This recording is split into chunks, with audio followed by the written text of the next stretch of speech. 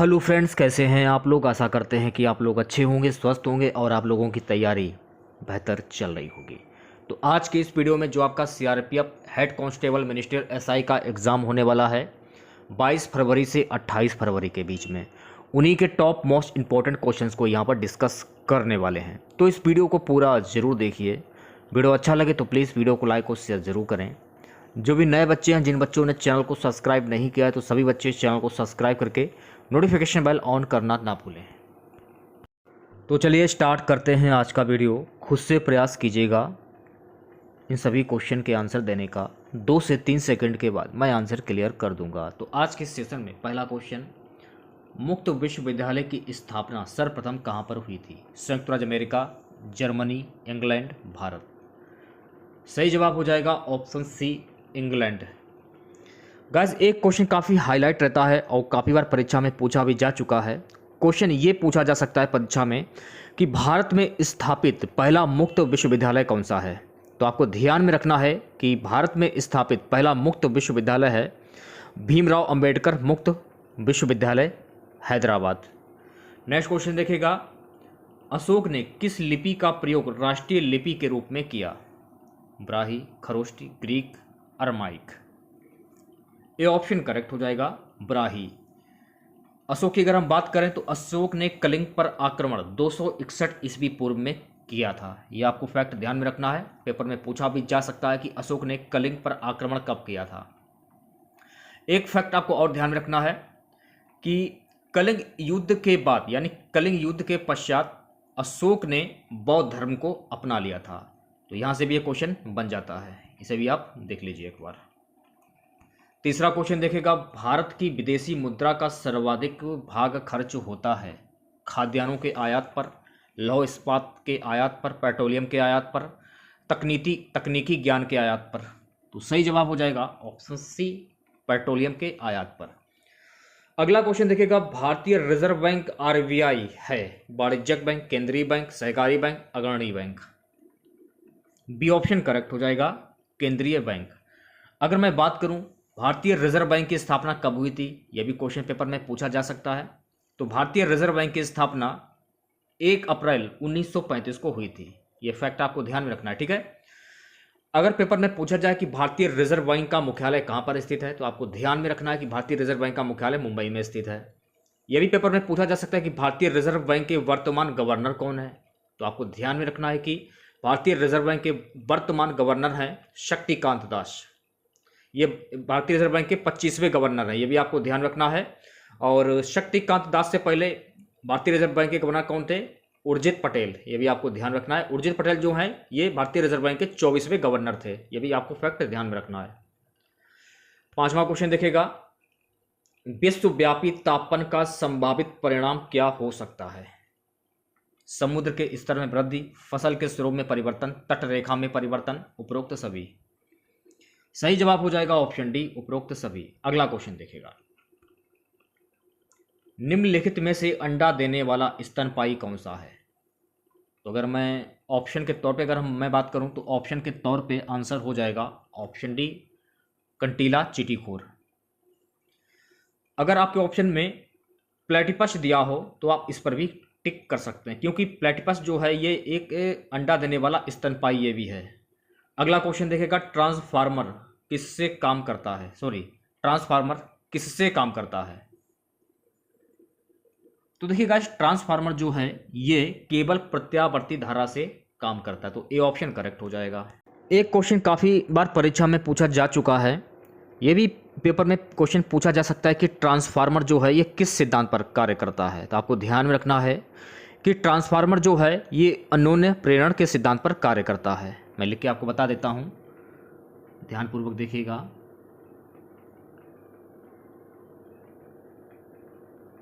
अन्वय, ये छोटा ना होगा, ठीक है। अन्वय प्रेरण के सिद्धांत पर कार्य करता है, यह आपको ध्यान में रखना है। अगर पेपर में पूछा जाए कि ट्रांसफार्मर का आविष्कार किसने किया था, तो ट्रांसफार्मर का आविष्कार माइकल फैराडे ने 1831 ईस्वी में किया था। ये तो मैंने आप लोगों को बता दिया है कि ट्रांसफार्मर जो है किस सिद्धांत पर कार्य करता है। तो आपको पता ही है कि ट्रांसफार्मर जो है ये अन्योन्य प्रेरण के सिद्धांत पर कार्य करता है, ठीक है। एक क्वेश्चन और भी पूछा जा सकता है कि ट्रांसफार्मर कौन सी विद्युत धारा पर कार्य करती है। तो आपको ध्यान रखना है कि ट्रांसफार्मर जो है ये प्रत्यावर्ती धारा पर काम करती है। ठीक है, अगला क्वेश्चन देखिएगा। चारागाह को पैम्पास कहा जाता है। अफ्रीका में, दक्षिण अमेरिका में, ब्रिटेन में, संयुक्त राज्य अमेरिका में। बी ऑप्शन करेक्ट हो जाएगा, दक्षिण अमेरिका में। इस क्वेश्चन से रिलेटेड एक्स्ट्रा फैक्ट जान लीजिए। अर्जेंटीना में घास के मैदानों को पंपास कहा जाता है। अमेरिका में प्रेरी, अफ्रीका में बेल्ट, एशिया में स्टेपी और ऑस्ट्रेलिया में डाउन कहा जाता है। ये भी फैक्ट आपको ध्यान में रखना है। अगला क्वेश्चन देखेगा गाइस, क्या है, निम्नलिखित में से कौन सी वस्तुत गार्डन नहीं है। 4 ऑप्शन आपके सामने है, आंसर आपको कमेंट बॉक्स में बताना है। निम्नलिखित में से कौन सा वस्तुत गार्डन नहीं है। बी ऑप्शन करेक्ट हो जाएगा, ईडन गार्डन्स, कोलकाता। 10वां क्वेश्चन देखेगा, द ऑडेसिटी ऑफ होप नामक पुस्तक के लेखक कौन है। Nayantara Sehgal, Arvind अडिंगा, Vikram Seth, Barack Obama. तो डी ऑप्शन करेक्ट हो जाएगा, बराक ओबामा। महत्वपूर्ण फैक्ट जान लीजिए जो कि आपकी परीक्षा की दृष्टि से काफ़ी इंपॉर्टेंट हैं। ये तो मैंने आप लोगों को बता दिया है कि द ऑडेसिटी ऑफ होप नामक पुस्तक के लेखक हैं बराक ओबामा। ये आपको ध्यान रखना है। देखिएगा, जब the audacity of hope thoughts on the reclaiming the American dreams के लेखक हैं बराक ओबामा। संयुक्त राज्य अमेरिका के 40वें राष्ट्रपति और 2009 के लिए इन्हें नोबेल शांति पुरस्कार से सम्मानित किया गया था। ये न्यूयॉर्क टाइम्स के best seller dreams of my father के लेखक भी हैं। ये भी फैक्ट आपको ध्यान में रखना है। ठीक है, अगर पेपर में पूछा जाए कि बराक ओबामा को नोबेल शांति पुरस्कार से कब सम्मानित किया गया था, तो आपको ध्यान में रखना है कि 2009 में सम्मानित किया गया था। और ये संयुक्त राज्य अमेरिका के 40वें राष्ट्रपति भी थे। ये भी आपको फैक्ट ध्यान में रखना है। अगला क्वेश्चन देखेगा, वीडियो को लाइक कर दीजिए सभी बच्चे ज़्यादा से ज़्यादा। निम्नलिखित में से किस पद्धति से ऑक्सीजन नहीं तैयार की जाती है। किस पद्धति से ऑक्सीजन नहीं तैयार की जाती है। डी ऑप्शन करेक्ट हो जाएगा, मैग्नीज डाइऑक्साइड का विनियोजन। अगला क्वेश्चन, निम्नलिखित में से क्या मिश्र धातुओं की विशेषता नहीं है। यौगिक, मिश्रण, विलयन, समघात निकाय। तो ए ऑप्शन करेक्ट हो जाएगा, यौगिक। अगला क्वेश्चन, जल में क्या मिलाने से उसकी स्थायी कठोरता समाप्त की जा सकती है। बी ऑप्शन करेक्ट हो जाएगा, सोडियम कार्बोनेट। गाइस, एक क्वेश्चन है जो कि आपकी परीक्षा में काफ़ी बार पूछा जा चुका है। क्वेश्चन ये है कि जल की स्थायी कठोरता को दूर करने के लिए निम्नलिखित में से किस विधि का प्रयोग किया जा सकता है। तो आपको ध्यान में रखना है कि आयन विनिमय विधि का प्रयोग किया जा सकता है। अगला क्वेश्चन देखिएगा, पीडीए का पूर्ण रूप क्या है। तो पीडीए का पूर्ण रूप होता है personal digital assistant. Option A correct हो जाएगा। अगला क्वेश्चन देखेगा, अगला क्वेश्चन है कि भारत रत्न का डिजाइन किस वृक्ष के पत्ते की तरह बनाया गया है। बरगद का वृक्ष, पीपल का वृक्ष, नारियल का वृक्ष, चंदन का वृक्ष। बी ऑप्शन करेक्ट हो जाएगा, पीपल का वृक्ष। अगर पेपर में पूछा जाए कि भारत रत्न देने की शुरुआत जो है ये कब की गई थी, तो भारत रत्न जो है इसकी शुरुआत की गई थी 2 जनवरी 1954 को। ये आपको ध्यान में रखना है। तो ये तो मैंने आप लोगों को बता दिया कि भारत रत्न देने की शुरुआत वर्ष 2 जनवरी 1954 को की गई थी। कुछ महत्वपूर्ण फैक्ट और भी हैं, उन्हें भी जान लीजिए। भारत रत्न क्यों दिया जाता है ये भी जान लीजिए। भारत रत्न भारत का सर्वोच्च नागरिक पुरस्कार है। उच्चतम क्रम की साधारण सेवा की मान्यता में ये दिया जाता है पुरस्कार। ये भी आपको ध्यान में रखना है। Doctor Sarvepalli Radhakrishnan, sir CV Raman और चक्रवर्ती राजगोपालाचारी को 1954 में भारत रत्न पुरस्कार के पहले प्राप्तकर्ता थे। ये भी फैक्ट आपको ध्यान में रखना है। अगला क्वेश्चन देखिएगा, वर्ष 2011 की जनगणना के अनुसार निम्नलिखित में से किस राज्य बाल लिंगानुपात सबसे कम है। Haryana, Punjab, Bihar, Uttar Pradesh. A option correct हो जाएगा, हरियाणा। महत्वपूर्ण फैक्ट जान लीजिए, 2011 की जनगणना के अनुसार अरुणाचल प्रदेश में भारतीय राज्यों में सबसे अधिक बाल लिंगानुपात है यानी 972, जबकि हरियाणा में सबसे कम बाल लिंगानुपात यानी प्रति 1000 पुरुषों पर 834। भारत के केंद्र शासित प्रदेशों के बीच अंडमान और निकोबार द्वीप समूह में सबसे अधिक बाल लिंगानुपात यानी प्रति 1000 पुरुषों पर 968, ये आपको ध्यान में रखना है। ठीक है, अगला क्वेश्चन देखिएगा।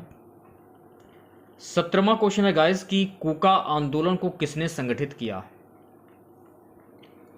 कूका आंदोलन को किसने संगठित किया था? तो कूका आंदोलन को गुरु राम सिंह ने संगठित किया था।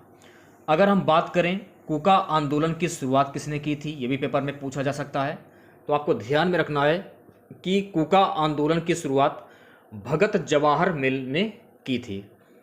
अगर पेपर में पूछा जाए कि कूका आंदोलन की शुरुआत कहाँ से हुई थी और कब हुई थी, तो आपको ध्यान रखना है कि कूका आंदोलन की शुरुआत पंजाब से 1860 से 70 के बीच में हुई थी। 1860 से 1870 के बीच में पंजाब में, यह भी फैक्ट आपको ध्यान में रखना है। अगला क्वेश्चन, किस वायसराय के शासन काल में पहला फैक्ट्री अधिनियम पारित किया गया? सही जवाब हो जाएगा ऑप्शन सी, लॉर्ड रिपन।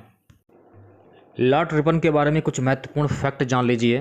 देखिए, लॉर्ड रिपन का जो कार्यकाल था 1880 से 1884 के बीच में रहा था। 1880 से 1884 इसके कार्यकाल में इसके प्रशासन के दौरान पहला कारखाना अधिनियम पारित किया गया था। तो पहला कारखाना अधिनियम वर्ष 1881 में पारित किया गया था। ये भी फैक्ट आपको ध्यान में रखना है।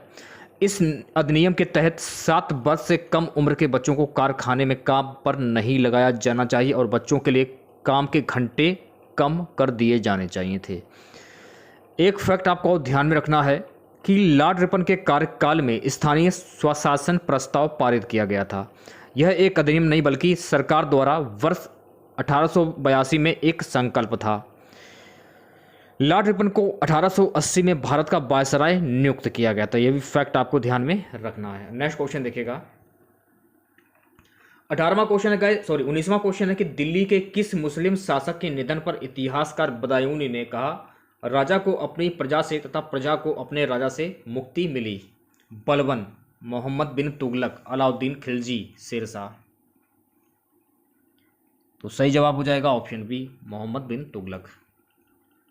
अगला क्वेश्चन देखेगा गाइस कि अगला क्वेश्चन है कि खालसा पंथ की नींव किस सिख गुरु ने डाली? गुरु अर्जुन देव, गुरु गोविंद सिंह, गुरु तेग बहादुर, गुरु अर्जुन देव, गुरु तेग बहादुर, गुरु गोविंद सिंह। सही जवाब हो जाएगा ऑप्शन डी, गुरु गोविंद सिंह। देखिए गाइस, गुरु गोविंद सिंह जो हैं ये सिखों के 10वें गुरु थे। ये भी फैक्ट आपको ध्यान में रखना है। और पेपर में अगर पूछा जाए कि खालसा पंथ की नींव खालसा पंथ की स्थापना कब हुई थी, तो खालसा पंथ की स्थापना 13 अप्रैल 1699 ईस्वी में हुई थी। यह भी फैक्ट आपको ध्यान में रखना है। ओके, अगला क्वेश्चन देखेगा, दारा सिकोह एवं औरंगजेब के मध्य हुए उत्तराधिकार के युद्धों में सबसे निर्णायक युद्ध जो था वो कौन सा माना जाता है? बी ऑप्शन करेक्ट हो जाएगा, शामूगढ़ का युद्ध। तो शामूगढ़ का युद्ध कब हुआ था, यह भी पेपर में पूछा जा सकता है। तो शामूगढ़ का युद्ध मई 1658 ईस्वी में हुआ था। धर्मत का युद्ध जो हुआ था ये अप्रैल 1658 ईस्वी में हुआ था। और देवराय का युद्ध 12 से 14 अप्रैल 1659 ईस्वी को हुआ था। तो डेट कुछ भी हो सकता है, 12 भी हो सकता है और 14 भी हो सकता है। तो ये जो सन है उन्हें आप अच्छे से याद कर लीजिए।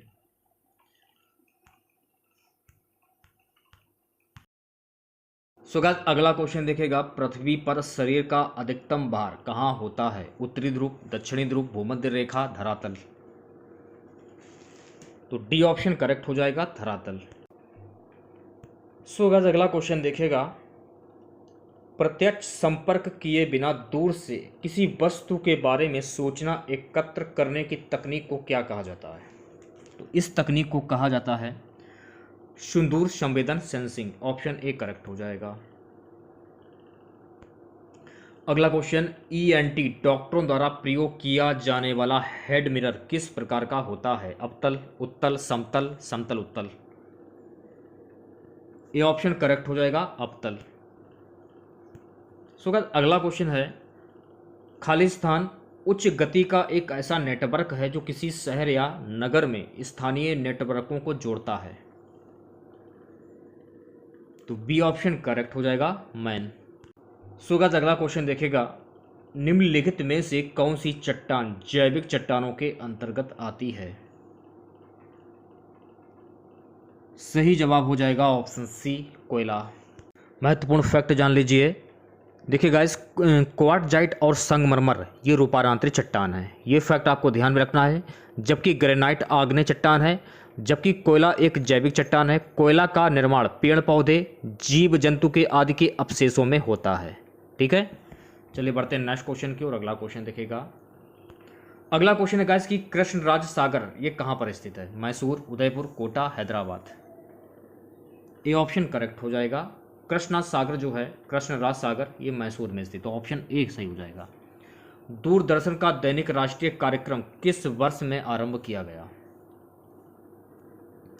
बी ऑप्शन करेक्ट हो जाएगा। 1972 ईस्वी में आरंभ किया गया। दूरदर्शन की स्थापना कब की गई थी? देखिए, दूरदर्शन की जो स्थापना है वर्ष 1959 में की गई थी, ये भी आपको ध्यान में रखना है। कुछ महत्वपूर्ण फैक्ट और भी हैं, उन्हें भी जान लीजिए। देखिए, दूरदर्शन भारत का एक सार्वजनिक सेवा प्रसारक है। इसकी स्थापना भारत सरकार द्वारा की गई थी।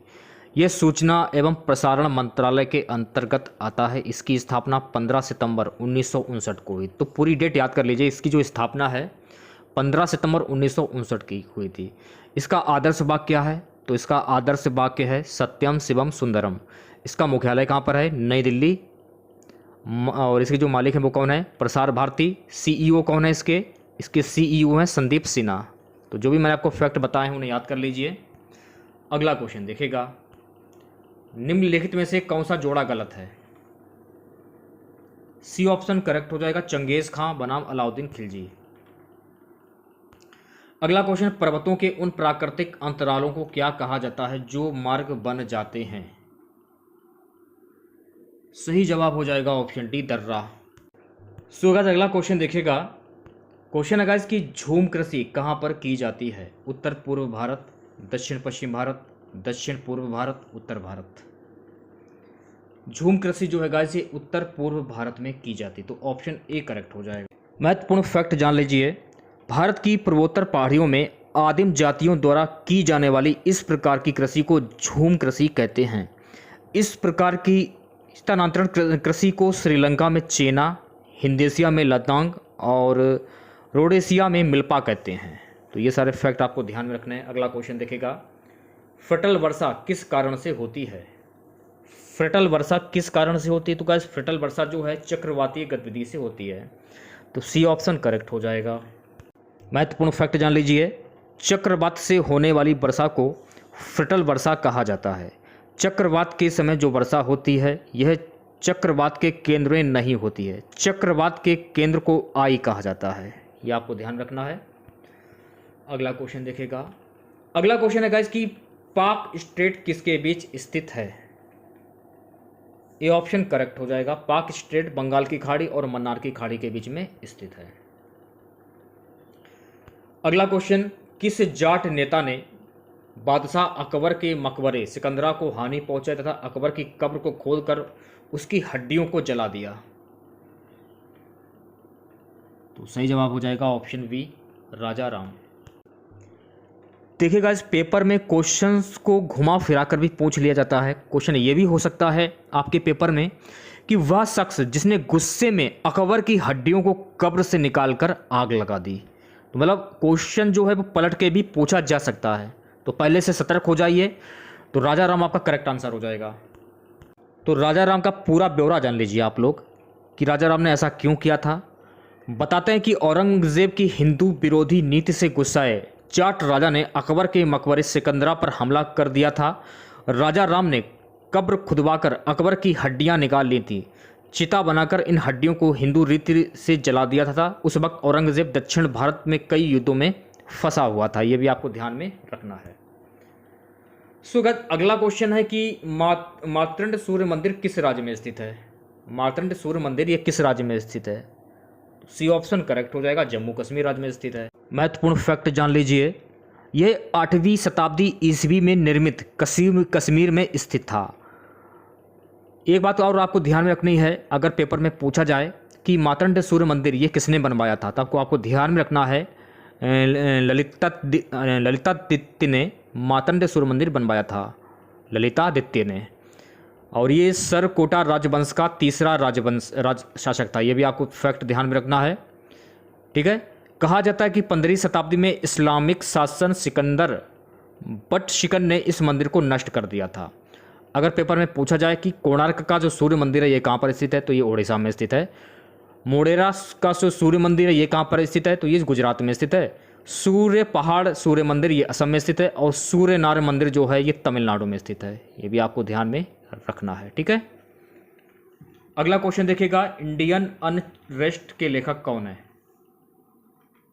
इंडियन अनरेस्ट का लेखक कौन था? तो सही जवाब हो जाएगा option D, Valentine सिरोल। Option D correct हो जाएगा। महत्वपूर्ण फैक्ट जान लीजिए, इंडियन अनरेस्ट के लेखक वैलेंटाइन सिरोल थे। इन्होंने ही बाल गंगाधर तिलक को भारत में अशांति का जन्मदाता कहा था। अगर आपके एग्जाम में या परीक्षा में क्वेश्चन पूछा जाए कि अशांति का जन्मदाता किन्हें कहा जाता है, तो बाल गंगाधर तिलक को कहा जाता है, जिसमें तिलक जी ने इसके ऊपर मानहानि का दावा भी किया था। ये भी फैक्ट आपको ध्यान में रखना है। अगला क्वेश्चन देखिएगा, प्रधानमंत्री पद पर सर्वाधिक समय पर कौन आसीन रहता है? आपको एक बात ध्यान रखनी है कि पूछा जाए कि भारत में अशांति का जन्मदाता वैलेंटाइन सिरोल ने किसे कहा था, ये क्वेश्चन पूछा जा सकता है, तो बाल गंगाधर तिलक को कहा था। ये आपको ध्यान में रखना है, ठीक है। प्रधानमंत्री पद पर सर्वाधिक समय तक कौन आसीन रहा? सही जवाब हो जाएगा जवाहरलाल नेहरू। ये आपको ध्यान में रखना है। चाणक्य का अन्य नाम क्या था? चाणक्य का अन्य नाम था विष्णुगुप्त। अगर ऑप्शन में कौटिल्य दिया हो तो आप कौटिल्य पे भी टिक कर सकते हैं। अगर पेपर में पूछा जाए कि तानसेन का अन्य नाम क्या है, तो आपको ध्यान में रखना है कि तानसेन का अन्य नाम है रामतनु मिश्रा। राजगुरु देव द्रोण का अन्य नाम क्या है? तो राजगुरु देव द्रोण का अन्य नाम है द्रोणाचार्य। चाणक्य के बारे में जान लीजिए, कुछ चीज़ें हैं। चाणक्य को कौटिल्य या विष्णुगुप्त के रूप में भी जाना जाता था, जिन्होंने अर्थशास्त्र, एक प्राचीन भारतीय राजनीतिक ग्रंथ, लगभग 3री शताब्दी ईसा पूर्व में 3री शताब्दी ईस्वी के आसपास एक पाठ लिखा था। ये फैक्ट आपको ध्यान रखना है कि अर्थशास्त्र जो है ये किसने लिखा था? चाणक्य ने लिखा था। एक चीज़ और आपको ध्यान रखनी है कि प्रथम मौर्य सम्राट चंद्रगुप्त ने सत्ता में अपने उदय में चाणक्य का समर्थन किया। इन्हें आमतौर पर मौर्य साम्राज्य की स्थापना में महत्वपूर्ण भूमिका निभाने का श्रेय दिया जाता है। चाणक्य ने सम्राट चंद्रगुप्त और उनके बेटे बिंदुसार को मुख्य सलाहकार के रूप में सेवा प्रदान की थी। यह भी फैक्ट आपको ध्यान रखना है। अगला क्वेश्चन देखिएगा, ग्रीन चैनल है एक डाक सेवा। सी ऑप्शन करेक्ट हो जाएगा। अगला क्वेश्चन देखिएगा 40वां, निम्नलिखित में से क्या किसी बड़े शहर की वायु को प्रदूषित करते हैं? सी ऑप्शन करेक्ट हो जाएगा, सीसा। अगला क्वेश्चन, कौन सा राज्य बावड़ियों के लिए प्रसिद्ध है? महाराष्ट्र, गुजरात, उड़ीसा, मणिपुर। तो बी ऑप्शन करेक्ट हो जाएगा। बावड़ियों के लिए प्रसिद्ध जो राज्य है वो है गुजरात। महत्वपूर्ण फैक्ट जान लीजिए, गुजरात राज्य बावड़ियों के लिए प्रसिद्ध है। पाटन की प्रसिद्ध रानी की बावड़ी को जून 2014 में यूनेस्को ने विश्व विरासत स्थल घोषित किया था। विश्व में एशियाई शेर यहीं पाए जाते हैं। यह भी फैक्ट आपको ध्यान रखना है। अगला क्वेश्चन, पहला भारतीय उत्तर ध्रुव आर्कटिक अभियान किस वर्ष में आरंभ किया गया था? सुगा जी, ये आरंभ किया गया था वर्ष 2007 में। अगला क्वेश्चन, इंदिरा गांधी नहर के लिए जलाशय किस नदी का बनाया गया है? सतलज, रावी, लूनी, झेलम। ये ऑप्शन करेक्ट हो जाएगा, सतलज। अगला क्वेश्चन, बिहू त्योहार किस राज्य में मनाया जाता है? Paschim Banga, Maharashtra, Assam, Tamil Nadu. C option correct हो जाएगा, असम। महत्वपूर्ण फैक्ट जान लीजिए, बिहू जो है ये असम का एक महत्वपूर्ण त्यौहार है। बिहू असम के सबसे महत्वपूर्ण त्यौहार हैं जो सभी असमियों द्वारा बहुतायत में मस्ती के साथ में मनाया जाता है, बिना इनके जाति, धर्म और विश्वास से भेद किए। ये आपको ध्यान रखना है। अगला क्वेश्चन देखिएगा, महाराष्ट्र में शिवाजी उत्सव एवं गणेश चतुर्थी किसने शुरू कराया था? ये शुरू करवाया था बीजी तिलक ने। कब शुरू कराया था? इसकी शुरुआत हुई थी 1893 में। ये फैक्ट आपको ध्यान में रखना है। महत्वपूर्ण फैक्ट जान लीजिए, इस उत्सव की शुरुआत वैसे तो अगर देखा जाए शिवाजी महाराज के बाल्यकाल में उनकी मां जीजाबाई द्वारा की गई थी। आगे चलकर पेशवाओं ने इस उत्सव को बढ़ाया और लोकमान्य बाल गंगाधर तिलक ने इसे राष्ट्रीय पहचान दिलाई। महाराष्ट्र में गणेशोत्सव के रंग सीरीज की अगली कड़ी में आज हम आपको बताते हैं कि गणेशोत्सव की जो शुरुआत है ये इसकी शुरुआत जो की गई थी शिवाजी महाराज के, और इसका जो काम किया था लोकमान्य बाल गंगाधर तिलक ने इसकी शुरुआत की थी। ये भी फैक्ट आपको ध्यान में रखना है। अगला क्वेश्चन देखिएगा गाइस, 3 संगीतज्ञ जिसकी प्रसिद्ध पेंटिंग है तीन संगीतज्ञ किसकी प्रसिद्ध पेंटिंग है? सही आंसर हो जाएगा ऑप्शन ए पिकासो। तो देखिए पिकासो के नाम से वर्ष 1982 में एक डाक टिकट भी जारी किया गया था। यह भी फैक्ट आपको ध्यान में रखना है, ठीक है। अगला क्वेश्चन देखेगा। सो गाइस अगला क्वेश्चन है कि कोलकाता स्थित विक्टोरिया महल का निर्माण किसने कराया था? ये ऑप्शन करेक्ट हो जाएगा, लॉर्ड कर्जन ने। अगला क्वेश्चन देखेगा, मधुबनी चित्रकला शैली का संबंध किस राज्य से है? मधुबनी चित्रकला शैली का संबंध किस राज्य से है? डी ऑप्शन करेक्ट हो जाएगा, बिहार राज्य से है। तो देखिए जो मधुबनी चित्रकला शैली है इसे मिथिला कला के रूप में भी जाना जाता है। यह भी फैक्ट आपको ध्यान में रखना है। अगला क्वेश्चन, सर्वप्रथम शूद्र की चर्चा किस धार्मिक ग्रंथ में मिली है? सर्वप्रथम शूद्र की चर्चा किस धार्मिक ग्रंथ में मिली है? सही जवाब हो जाएगा ऑप्शन ए ऋग्वेद। आज का हमारा सबसे लास्ट क्वेश्चन रहेगा, किस सिख गुरु के पश्चात सिख गुरु का पद वंशानुगत हो गया? बी ऑप्शन करेक्ट हो जाएगा, गुरु रामदास। गुरु रामदास नहीं होगा, 1 मिनट, मैं कंफ्यूजन हो गया था, गुरु रामदास ही होगा फिलहाल। आपको एक बात ध्यान रखनी है, अगर पेपर में पूछा जाए कि खालसा पंथ की स्थापना किसने की थी, तो खालसा पंथ की स्थापना गुरु गोविंद सिंह ने की थी, ठीक है। एक बात आपको ध्यान रखनी है कि जो गुरु नानक देव थे ये सिखों के प्रथम गुरु थे और इन्होंने ही जो है खालसा पंथ की शुरुआत की थी, गुरु नानक देव ने। ये भी फैक्ट आपको ध्यान में रखना है, ठीक है। तो वीडियो आप लोगों के लिए कैसा रहा आज का, कमेंट बॉक्स में जरूर बताइएगा आप लोग कि आज का वीडियो आप लोगों को कैसा लगा है, और अपनी राय जरूर दीजिएगा आप लोग कमेंट बॉक्स में, ठीक है। अगर आप लोगों ने वीडियो को लाइक नहीं किया तो लाइक करें, शेयर करें, और चैनल को सब्सक्राइब नहीं किया अगर आप लोगों ने तो प्लीज़ चैनल को सब्सक्राइब करके नोटिफिकेशन बेल ऑन करना ना भूलें। तो मिलते हैं नेक्स्ट वीडियो के साथ। जय हिंद, जय भारत।